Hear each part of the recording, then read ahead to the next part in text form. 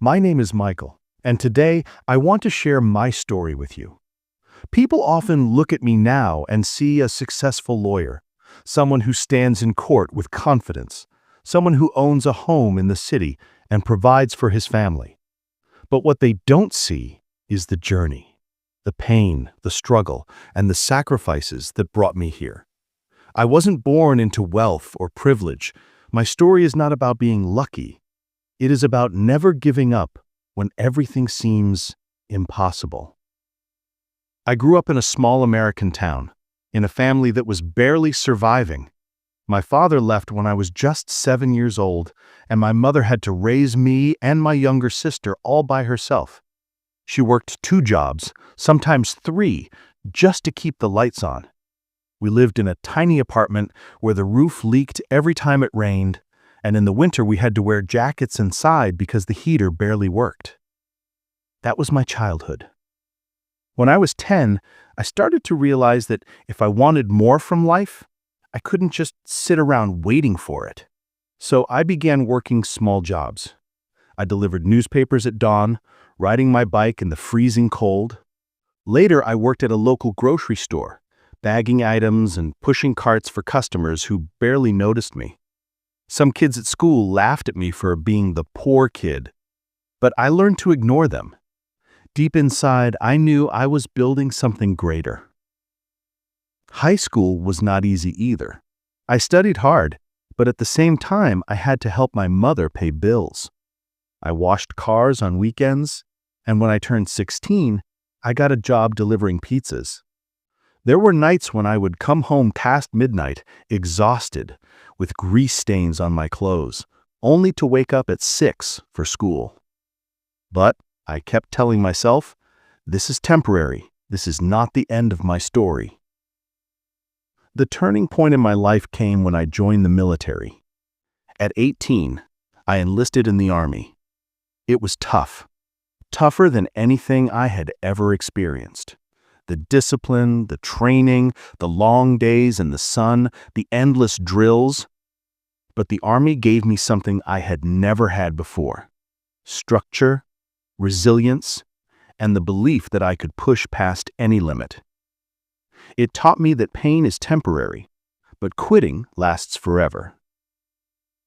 After my service, I used the GI Bill to go to college.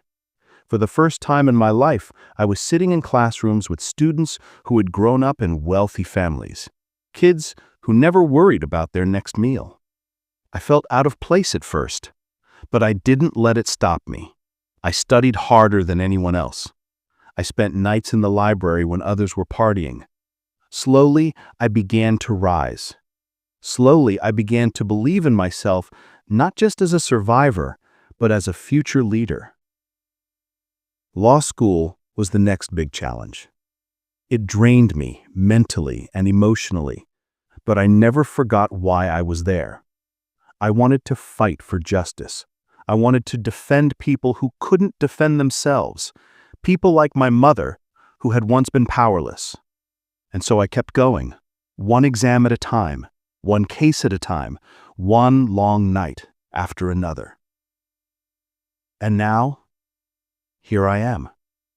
Today, when I stand in court and speak, I don't just speak as a lawyer. I speak as a man who knows what it means to struggle. I speak as someone who remembers being that little boy in a leaking apartment, that teenager delivering pizzas at midnight.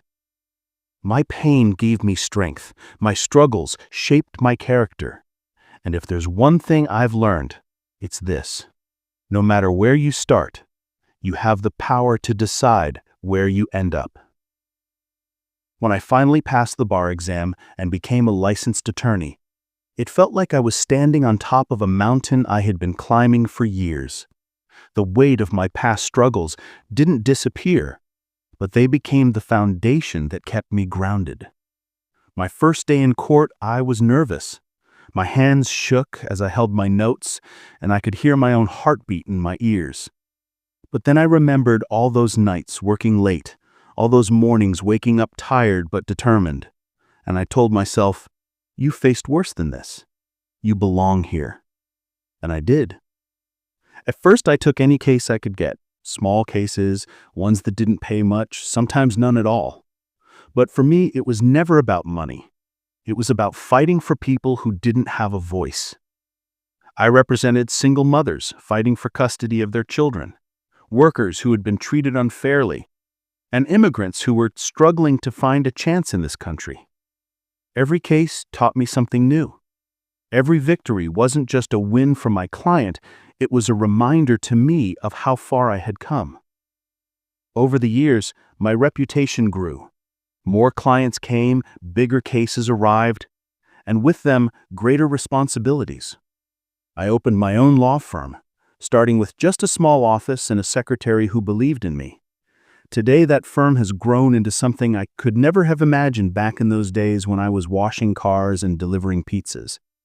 We have a team of talented lawyers now, and we take on cases that make a real difference. But success is not just about what you achieve for yourself. It's about what you give back.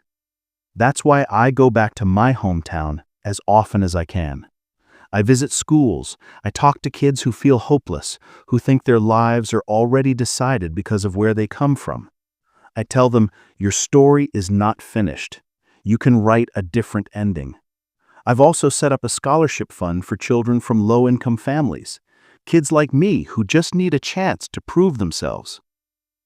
Family is another part of my life I treasure deeply. I have a wife who stood by me through the hardest times, and 2 children who remind me every day of why I keep pushing forward. When I see them running around our home, laughing, playing without a care in the world, I feel a peace that money can never buy. They will never know the hunger, the fear, or the uncertainty I once knew.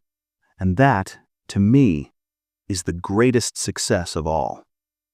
Of course, life still has challenges.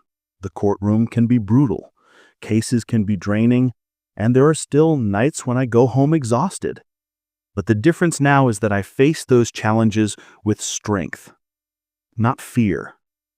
Because I know what it's like to start with nothing. I know what it's like to be underestimated, to be invisible. And I know what it takes to rise above it. If you're listening to my story today, I want you to remember this. Pain is not the end. Struggle is not a curse. They are teachers. They shape you into the person you were meant to become.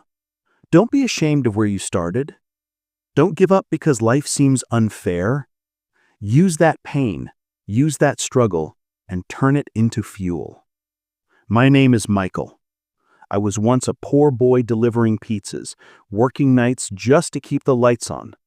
Today, I am a lawyer, a husband, a father, and a man who believes in the power of resilience. If my story proves anything, it's that you can rise no matter how low you start. Thank you for listening to my journey. If this story touched your heart, please subscribe to this channel, share it with others, and let's continue to spread the message of hope, strength, and never giving up. Because sometimes all it takes is one story to remind us that our struggles can become the greatest chapters of our lives.